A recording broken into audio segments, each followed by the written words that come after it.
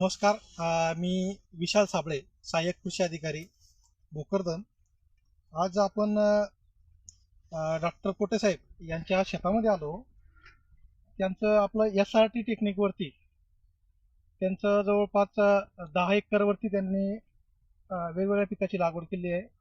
आपण या शेतामध्ये बघितलं तर इथं SRT पद्धतीवरती त्यांनी आपल्याला म्हणजे मक्का लागवड केलेली आहे. जवळपास साहेब आपण किती वर्षापासून आता SRT टेक्निकवरती शेती करताय? मी गेले आता 4-5 वर्षांपासून SRT पद्धतीने शेती करतो.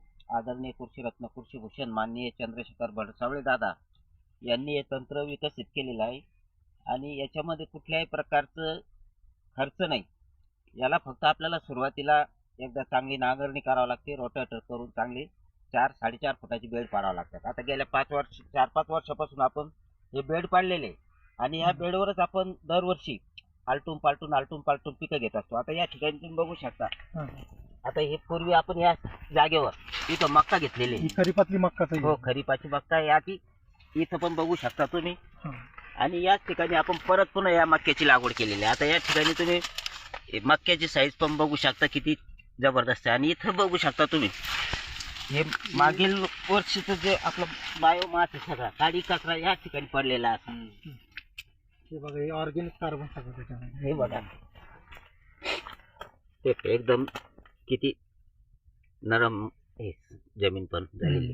हे दांड्याची हे बघा, दांड्याची साईज पण बघा तुम्ही, Size पण बघा. ऊसापेक्षा बी जाड आहे. म्हणजे मनगटापेक्षा पण हो. जास्त जाड. हो हो तर आज रोजी जर याचं जर समजा आपला बुंदा जर एवढा असेल हो तर येणारं जे फळ आहे हो हो तर म्हणजे आता याचं जे कणीस असेल हो आता याला 2 कणीस येत आहे. हो. तर म्हणजे कसं आता या आहे, ठिकाणी बघू शकता, या ठिकाणी हे एक कणीस निघायला लागलेले आणि या ठिकाणी एक कणीस निघालेले, 2 कणीस. म्हणजे जे नॉर्मल जे शेतकरी आहे त्यांचं जे एक कणीस जेवढं भरतं, समजा सिंगल कणीस जे असतं पूर्ण ताकदीने जेवढं भरतं, तर तसं पोटे साहेबाचे जे शेतातलं आहे म्हणजे 2 कणीस म्हणजे डबल ना उत्पन्न आपल्याला म्हणायला हरकत नाही समजा. आणि आपण 2-2 दाण्यांनी लागवड केलेली विशेष म्हणजे हे इथे बघू शकता. हे दाखवा त्यांना. एका ठिकाणी आपण लवअंकुश पद्धतीनं यासाठी लवअंकुश पद्धतीनं आपण एका ठिकाणी 2-2 बियाणी लागवड केलेली. याच्यामुळे आपल्या उत्पन्नात नक्कीच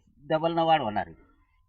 तर पोटे साहेब आपलं म्हणजे आता एक आवरेज, आता तुम्ही पारंपरिक पद्धतीने शेती करत होते, तर समजा आता तुमचा किती टक्क्यापर्यंत तुमच्या खर्चात बचत झाली समजा आणि उत्पन्न किती वाढलंय आता माझा खर्चामध्ये जवळपास 30-40% खर्च बचला आहे. बसला? आणि पारंपरिक पद्धतीमध्ये आपल्याला जो खर्च करून बराबरी पण होत नव्हती, हा. बरोबर आहे. तर याच्यामध्ये आपल्याला 30-40% उत्पन्नामध्ये वाढ झालेली आहे.